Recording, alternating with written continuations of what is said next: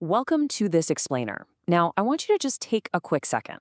What actually pops into your head when you hear the word power? Well, if you're like most of us, you're probably picturing, towering empires, vast armies, kings, queens, or maybe even just massive fortunes, right? But today, we are going to completely flip that traditional understanding on its head. We're going on a deep dive through the source material to uncover a totally different kind of power.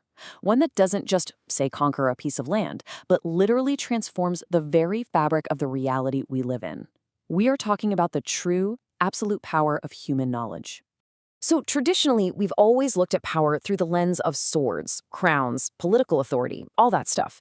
But let's be real, that kind of power, it's fleeting. Empires rise and empires fall. But on the flip side, we have the incredibly enduring power of knowledge. I mean, think about it. The control of fire, the invention of complex mathematics, or even today, the creation of software. Our source documents lay out this deeply symbolic narrative.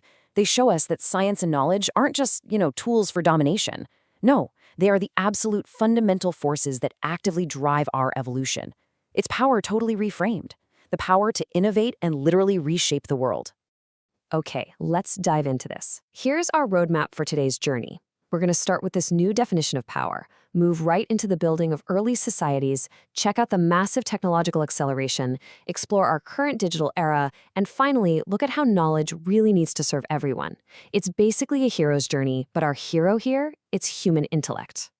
All right, part one, the new definition of power. We're starting way back with the prehistoric spark of curiosity. Picture this. Way before there were any kingdoms, any borders, our greatest survival asset wasn't physical strength. I mean, let's face it, plenty of animals out there were way stronger than us. Our superpower was curiosity. Our source text points out that this whole journey kicks off in prehistory, right when someone first really stopped, observed a fire, and actually figured out how to use it, or, how to chip away at a stone to make a tool.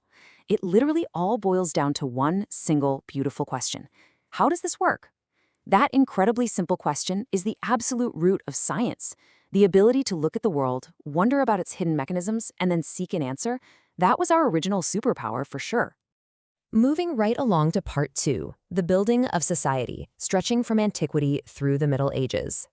So as humanity progressed, brute force started becoming way less central to our survival. We needed something more to actually organize ourselves. And this is where you really see the nature of power evolve.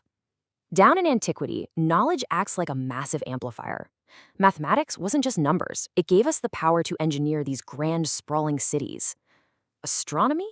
It wasn't just stargazing. It literally guided critical agriculture and daring ocean navigation. Philosophy birthed critical thinking. Knowledge was literally the glue organizing society. Then, as we transition into the Middle Ages, the source notes this super crucial shift. It wasn't just about discovery anymore. It became all about preservation. Because during times of massive political instability, libraries and centers of study stepped up. They kept humanity's intellectual heritage alive, safeguarding it as the crucial foundation for all the breakthroughs that were to come.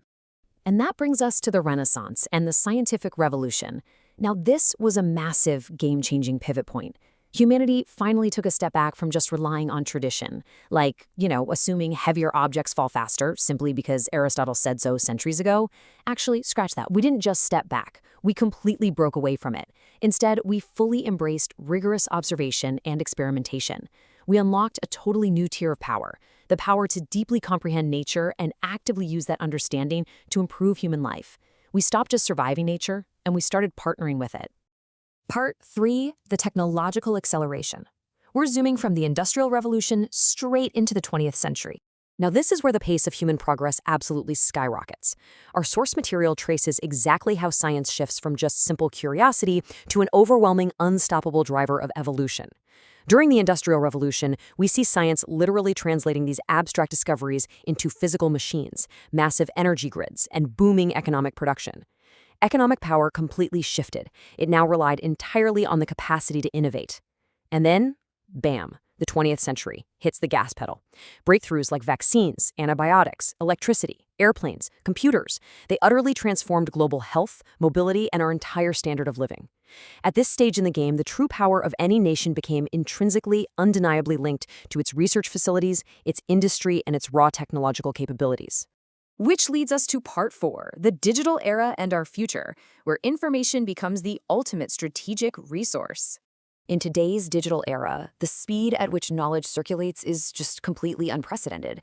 The people and the nations out there developing software, building communication networks, creating artificial intelligence, they are the ones directly influencing global economies and international relations today. But as we push further into the wild frontiers of biotechnology and AI, expanding human potential to a scale we can barely even comprehend, we face a very distinct challenge. And this brilliantly illustrates a really important dynamic brought up in the source material. The immense power of modern technology cannot simply exist in a vacuum. It naturally, desperately needs to be guided by foundational ethical principles. Because think about it. When you have the literal power to alter the building blocks of life, or create thinking machines, balancing that wild innovation with a strong sense of responsibility isn't just a nice idea. It is a practical requirement for our survival. Finally, part 5, knowledge at the service of all, bringing it all together with sustainability and global collaboration. Because at the end of the day, true development isn't just a matter of producing more and more stuff. It's about producing better. Science shouldn't just be this blind engine for raw economic growth. It has to actively contribute to preserving our planet. But how do we actually achieve that?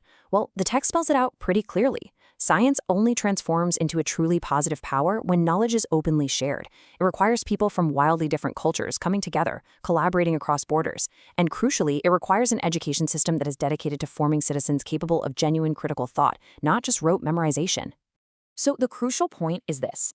The absolute greatest power humanity possesses is not found in weapons, and it's not found in wealth. It is our sheer capacity to innovate. Science shapes our world through this truly remarkable chain reaction. Think of it like this. It turns our questions into tangible solutions. Then it turns those solutions into forward progress. And finally, it turns that progress into brand new opportunities for all the generations that follow us. The most durable, lasting power in human history is the power that expands our collective knowledge and places it firmly, responsibly, in the service of society. As we close out this explainer, we are standing right at the threshold of arguably the most powerful technological era in all of human history, armed with things like AI and advanced biotechnology. The entire history of knowledge has brought us exactly to this moment. So the ultimate question is, in the age of AI and biotech, how will we use this ultimate power responsibly? Thank you so much for exploring this journey with me today. Keep asking, how does this work? Keep learning, and I will see you